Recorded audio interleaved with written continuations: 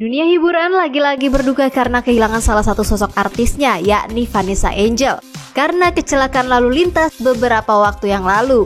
Kecelakaan diduga karena supir mengantuk dan mengalami microslip saat berkendara.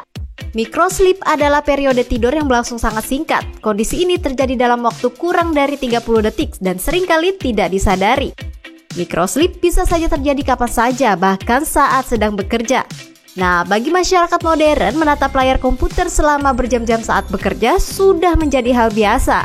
Bekerja membutuhkan konsentrasi tinggi, namun saat microslip menyerang, hal ini justru akan mengganggu baik produktivitas bahkan keselamatan. Nah, dalam keadaan normal, otak bisa menangkap dan memproses berbagai stimulus. Namun saat kamu kelelahan, konsentrasi otak akan terganggu, sehingga otak akan menjadi lebih terbatas terhadap stimulus yang lebih kuat. Nah, bagaimana cara menghindari microslip? Simak jawabannya di Hidup Sehat hari ini.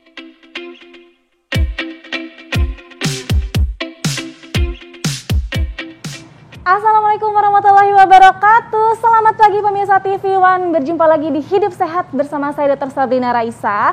Dan seperti biasa pemirsa, hari ini saya ditemani oleh partner saya, yaitu Dr. Haikal. Nah pemirsa, kita semua turut berduka atas musibah yang menimpa almarhumah Vanessa Angel dan suami. Dan semoga mereka mendapatkan tempat yang mulia di sisi Tuhan Yang Maha Esa. Dan meskipun saat ini masih dalam investigasi penyebab dari kecelakaan, namun salah satu penyebab terbanyak dari kecelakaan di jalan raya adalah tidur sesaat atau istilahnya microslip. Nah, apa sih microslip ini? Di tengah kita sudah ada Dr. Nurul Rahmawati, spesialis saraf. Halo pagi dok, apa kabar?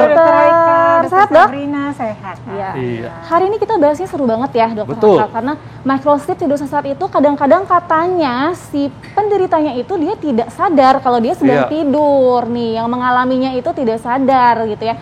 Nah kita akan tanya lagi nih sama dokter Nurul, penyebabnya apa, cara menghindari bagaimana, apa itu hal yang lumrah atau perlu diobati atau bagaimana dokter. Nah fakta mitos yang pertama nih dok. Betul. Nah ini berubahnya pola tidur ini dapat menyebabkan terjadinya microslip. Fakta atau mitos dok?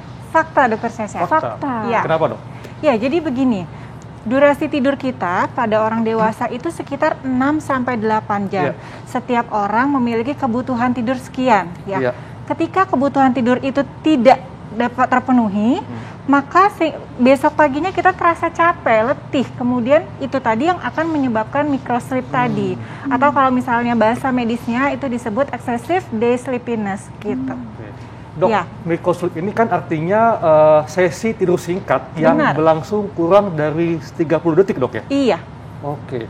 Nah, ini kan sebetulnya bisa timbul kapan saja dok ya? Benar sekali dokter Haikal. Semua orang bisa mengalami. Semua orang bisa mengalami. Paling rentan di jam berapa dok timbul microslip ini?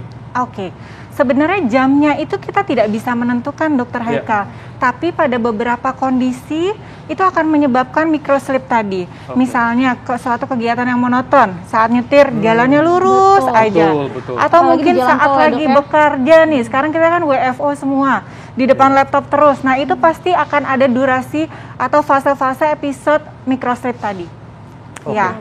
Dok, ketika seseorang mengalami microslip, itu kan dia tidak sadar dok ya, tiba-tiba tersentak ya. Nah, tapi menuju ke sananya kita kan kadang nggak tahu dok. Kadang-kadang kita merasa juga kalau kita ngantuk. Ada nggak dok cara untuk menghilangkan atau mencegah supaya kita tidak tiba-tiba mengalami microslip dok? Oke. Nah, tapi nanti tuh jawabnya. Siap. Kita akan simak jawabannya sesaat lagi, tetap di Hidup Sehat. Ya pemirsa, kembali lagi di Hidup Sehat. Ini tadi tayangan mengenai power nap. Sama-sama tidur dalam waktu yang singkat, tapi bedanya sama microslip, kalau power nap itu selama kurang lebih 30 menit. Nah kalau microslip ini biasanya kira-kira sekitar 30 detik. Ya dokter Haikal. Iya. Nah dok, kan sebetulnya orang yang mau ngantuk, orang yang mau mengalami microslip itu kan kadang dia tahu dok. Nah tapi bagaimana cara supaya bisa segera menghilangkan microslip ini dok? Oke. Ya, sebenarnya tadi sudah dijelaskan tuh. Salah satunya prevensi kita untuk menghindari microslip tadi. Yang pertama adalah power nap, dok. Jadi power nap itu tidur selama 30 menit. kita istirahat agar nanti kita bisa aktivitas kembali, badan kita bisa segar lagi dan kita bisa melakukan aktivitas lagi. Itu yang pertama, power nap. Jadi tidur istirahat selama 30 menit. Yang kedua, kita bisa minum kopi, Dok. Ya, tentunya kalau dalam pengobatan ini sendiri kafein atau bisa kita temukan di dalam kopi, kemudian teh. Nah, itu dosisnya bisa antara 50 sampai 150 mg. Itu pertolongan pertama kalau kita ngantuk. Kafeinnya, Dok, yang... Iya, kafeinnya. Tapi si kafein ini bekerja di 30 menit setelah kita minum. Nah, sehingga kan masih ada waktu lelah nih. Jadi kalau misalnya kita lagi nyetir, kemudian ngantuk, ya kita pinggirin dulu deh, biar aman. Kita pinggirin dulu, kita sambil istirahat, kita cari kopi. Terus kemudian nanti kalau udah seger lagi, baru kita bisa lakukan aktivitas kembali, gitu. Kemudian yang ketiga, kita bisa... perbaiki pola tidur di malam hari kita. Apakah kebutuhan tidur kita ini sudah cukup atau belum? Kalau memang belum, kita tentunya harus perbaiki. Salah satunya dengan olahraga, kemudian makan makanan yang baik, gitu ya. Kalau kafein ini tidak boleh diminum malam hari, jangan kebalik. Nanti kalau tidur malam harinya insomnia, paginya atau siangnya jadi microsleep tadi. Dok, bagaimana dengan misalnya nih kita melakukan gerakan stretching ketika kita merasa akan mengalami microsleep, Dok? Apakah ada stretching tertentu yang dapat kita lakukan? Oke.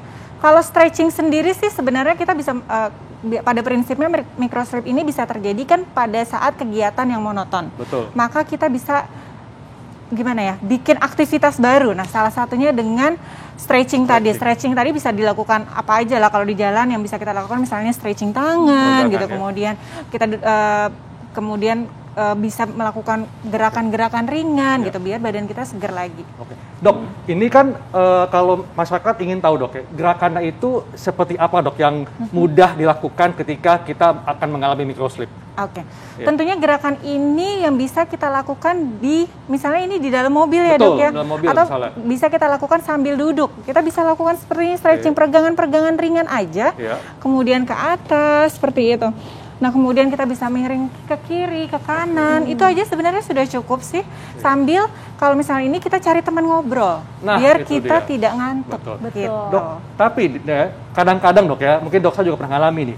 Kalau kita habis makan, Dok ya, itu kadang-kadang kita menjadi mudah mengalami microsleep. Ini fakta atau mitos, Dok? Fakta, Dokter. Fakta. Iya, jadi ketika kita makan, terutama yang karbohidratnya tinggi, maka tubuh kita tuh glukosanya meningkat. Nah, glukosa yang meningkat tadi akan menyebabkan neurotransmitter atau zat kimia di dalam tubuh kita akan berubah. Salah satunya serotoninnya kita meningkat, kemudian melatonin kita meningkat, di mana ini akan memicu kita. Ini zat kimia yang dibutuhkan untuk tidur. Oleh karenanya kalau kita habis makan ngantuk, itu adalah hal yang normal. Nah, jadi kalau misal, Dok ya, kalau kita mau bepergian jauh nih, mau nyetir lewat jalan tol, sebaiknya kita berapa jam untuk mengatur jam makan kita supaya kita nggak ngantuk, Dok? Oke. Tidak ada rekomendasi khusus sih berapa jamnya, tapi kalau saran saya itu hindarin makanan yang mengandung terlalu tinggi karbohidrat. Karbohidrat tadi ya, Dok ya? Iya, mungkin kita ganti dulu dengan protein seperti itu. Dokter, ngomong-ngomong masalah gula nih, Dok, katanya nih microsleep ini lebih sering terjadi kepada penderita diabetes, Dok. Nah, itu fakta atau mitos? Ini juga fakta.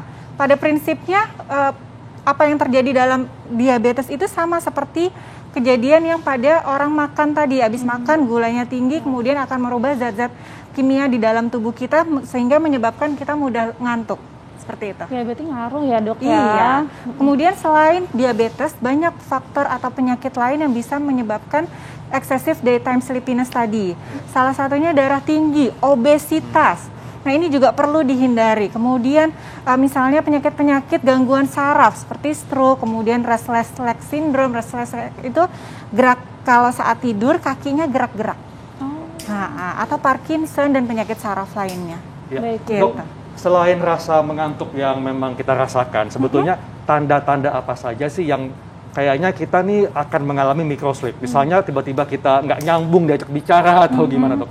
Oke, biasanya kita nggak menyadari nih bahwa kita ternyata menderita microsleep. Nah, ini mungkin bisa misalnya kita lagi aktivitas, tiba-tiba kepala kita terkantuk atau tersentak gitu. Salah satunya itu. Kemudian kita jadi tidak fokus. Nah, itu juga tentunya, atau produktivitas kita jadi menurun. Karena mengantuk tadi, itu bisa kita konsultasikan ke dokter saraf terdekat. Oh dokter, berarti ini artinya si microslip ini dia bukan suatu penyakit ya dok ya? Lebih ke serangan gitu dok atau bagaimana? Ya kalau misalnya masih ringan sih ini suatu gejala aja ya, bisa kita perbaiki dengan pola hidup tadi, dengan memperbaiki sleep hygiene, olahraga, kemudian tidurnya malam hari diperbaikin dan sebagainya. Tapi kalau misalnya udah sering banget, maka kita perlu memikirkan diagnosis yang lebih lanjut. Salah satunya narkolepsi yang tadi sudah disebutkan sebenarnya di bahasan. Gitu. Sering itu seberapa sering sih dok? Sehingga kita harus waspada nih, kayaknya ini harus minta pertolongan dokter nih. Oke. Kalau dibilang seberapa seringnya sih tidak ada hal yang khusus ya. Tapi gini, misalnya gini, kita lagi ngobrol, orang normal itu tidak mungkin lagi ngobrol tiba-tiba langsung tidur. Nah ini ada kejadian namanya narkolepsi, ketika kita ngobrol aja atau aktivitas itu, maka dia tidur bisa. Ini kita lagi ngobrol gini dok, tiba-tiba saya tidur. Nah itu ada yang seperti itu. Nah, kalau itu harus dicurigai. Itu harus konsul ya. Ya, kalau narkolepsi ini suatu penyakit ya dok ini ya? suatu penyakit. Betul, Ya, jadi kalau microslip lebih untuk menjaga sleep hygiene tadi ya dok ya? Iya, kalau microslip ini hanya gejala ringan ya. Gitu.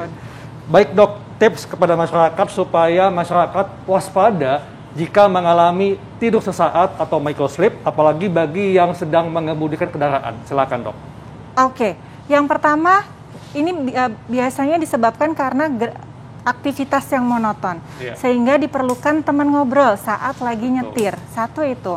Yang kedua, kalau memang ngantuk banget, nggak usah dipaksain, segera minggir, cari kopi, tidur, power nap tadi sekitar 30 menit.